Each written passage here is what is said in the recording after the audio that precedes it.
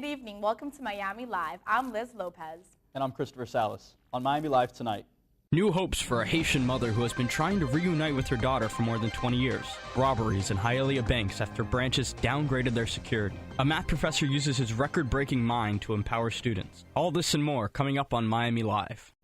Florida prepares to receive a long-awaited wave of Haitian immigrants this year throughout the Family Reunification Program as a result of President Barack Obama's decision to reduce the waiting time on granting visas. Reporter Yahindi Travieso brings us the story of a mother that started the paperwork to meet with her daughter 20 years ago. Haitian refugee Alcina Felona has been waiting for her daughter to join her in Miami for more than 20 years. She is still waiting, but not much longer. Fearing for her life after her son was killed, Felona fled from Haiti in 1989, leaving her daughter Josiane under her sister's care. Their girl was 9 years old at the time. Since that day, they had never seen each other face to face. Felona watched her grow in pictures, emails, and phone calls. Sometimes I need to talk.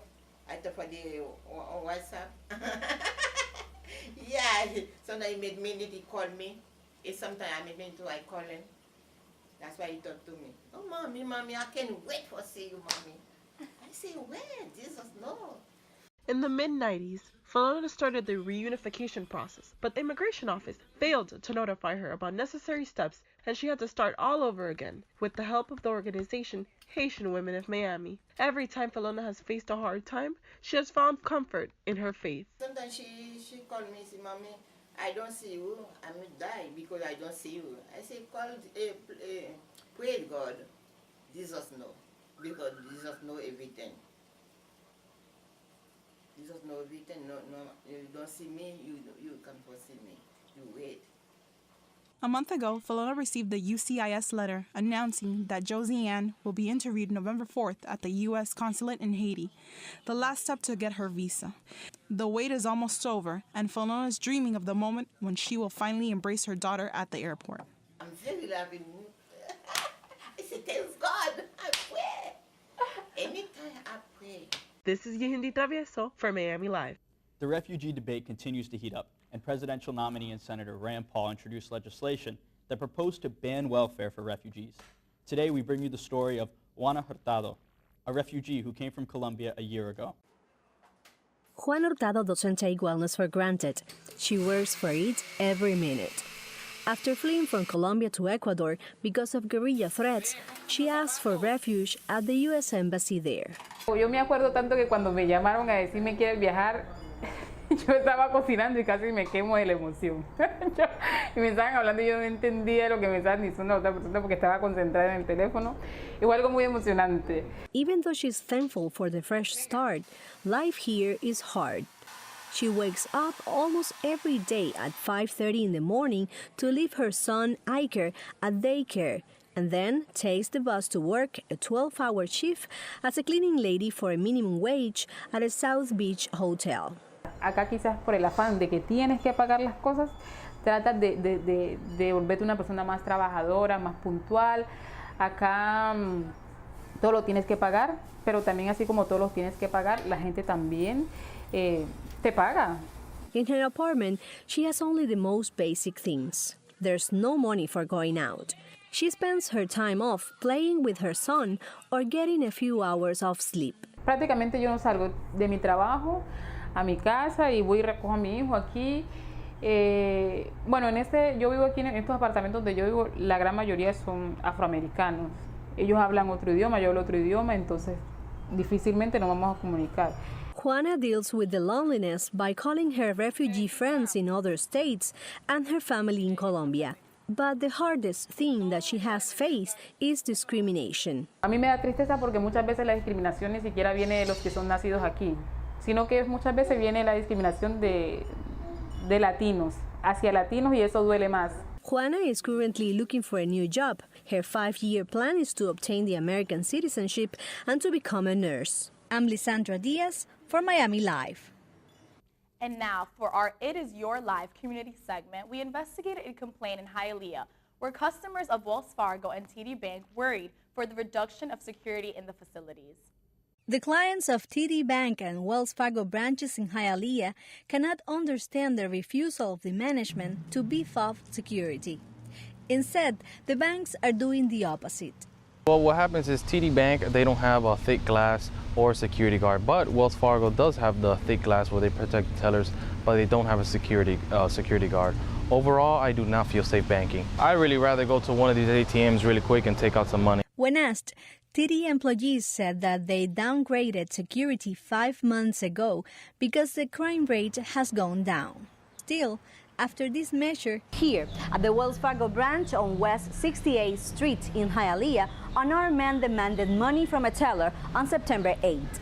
Also, TD Bank on West 49th Street experienced a no-pass robbery.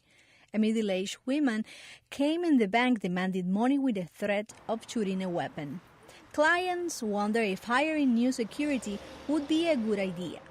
My presence helps out because if somebody comes in to the facility and they might be up to no good, maybe they want to rob the place or something like that. If they see some kind of authority there, maybe they'll think twice about it and they'll just walk away. I personally liked walking up to the people as soon as they walked into the facility and greet them. Yet, the banks refuse to comment any further on reconsidering their decision. It might seem secure enough for the bank management, but customers notice the difference. Hopefully, with this news, the banking company can tighten up security and make it safer for local citizens. I'm Lisandra Diaz for Miami Live. Coming up, learn how a Miami-Dade professor known as the mental calculator teaches students to embrace math. Find out how FIU's track team is making it do without a track. All this and more in minutes on Miami Live. Despite belonging to the division of one of the Collegiate Athletic Conference, Florida International University lacks a home track. Destiny Burt has the following report. Florida International University, a Division I school, is in Conference USA, but lacking one component they require, which is having a home track. Head coach of track and field at FIU, Ryan Heberling, does not think his athletes are suffering without a track. Instead, he believes it makes them better. I think it hinders nothing. Every single student athlete that signs with this program knows the challenges they're going to face. And what I tell everybody, college isn't so much about how great your athletics are going to be or just your specific education that you're going to get on your academic side. It's about developing a skill set that you may not learn in a classroom. You may not develop something that's going to help you for the rest of your life on a track. I think one day you're going to sign up for your first job and you're going to make menial money, and you're going to ask you to do things with limited resources. You're going to say, you know what, I went to a school, we didn't have all these resources that maybe a Power 5 conference school has, and we were still successful. Last season, FIU had 8 athletes qualify for the NCAA Division I championship event. Currently, the FIU track athletes are practicing at Tropical Park, located on Bird Road. This is a community track which can be inconvenient to use since it has constant visitors. The first 3 lanes out of the 8 lanes are blocked off in order to preserve the newly renovated track, so FIU athletes have to compete with the civilians in order to practice. I came here as a student athlete way back when we had a track on campus, and I was a student athlete when we didn't have a track on campus. Now I'm a coach when we don't have a track on campus. So if there's little things here and there, I don't notice it myself, and I truly honestly don't believe that there's anything that we can't get through as a team and as a coaching staff to have us have success. So to answer your question directly, what are the things that are in our way or obstacles? I don't see any. There's no obstacle ahead of me. The Swatch FIVB beach volleyball finals are officially underway at Fort Lauderdale Beach Park. 10 women's and men's teams compete in this year's Beach Volleyball World Tour Final. Winning teams from both genders, respectively, will take home a gold medal and a prize of $100,000. This free and open to the public event features food, music, drinks, and a lot of competitive excitement. As many as 6 Fort Lauderdale bars participate in the event, allowing the public to enjoy an international bar crawl that has at least one individual impressed. So much fun. Every night, every different country has its own bar, and everybody's been going out. Everybody from all over the world, you mingle, just such a great time. Now we take a closer look at Miami-Dade College professor who has a world record ability in math and uses his talent to empower his students. Christopher Salas has the story. Yusnier Vieira, current professor at Miami-Dade College, is a world record holder for his ability to calculate mental math. Vieira has been sharing his mathematical gift for as long as he can remember. I was born and raised in Cuba, so I was in my middle school helping the kids to understand math. That was my first experience and I love it. Then later here in US, when I came to US, I've been teaching math for a few years. So that's my passion. So when I do this, I don't feel like I'm working, I feel like I'm doing what I like to do. Vieira has been impacting students all over South Florida with not only his unique teaching methods, but his ability of number crunching and mental math. He will help you out in class and out of class, whether you need help with equations or functions or anything like that. Or if you're trying to start a small business, he always has tips. For example, for me, he helped me create a program that does exactly what he does in his head. And he helped me by giving me his formula that he uses in competitions to program it into a computer. With Vieira's company Spicy Math, he hopes he can influence students just like Luis Gomez. I started this company called Spicy Math. In Spanish, we call it Matemática Picante, which pretty much is a company that tries to help people here in the south of Florida. So one of the things that we have been doing is, like, for example, we have this app. It's called Hectalk, and the idea with Hectalk is to practice your mind, your brain, because right now we have this culture about exercising your body, which is great.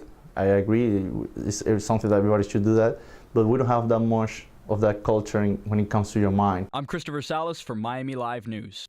Thank you for being with us tonight. We'll be here tomorrow with more news from Miami Live.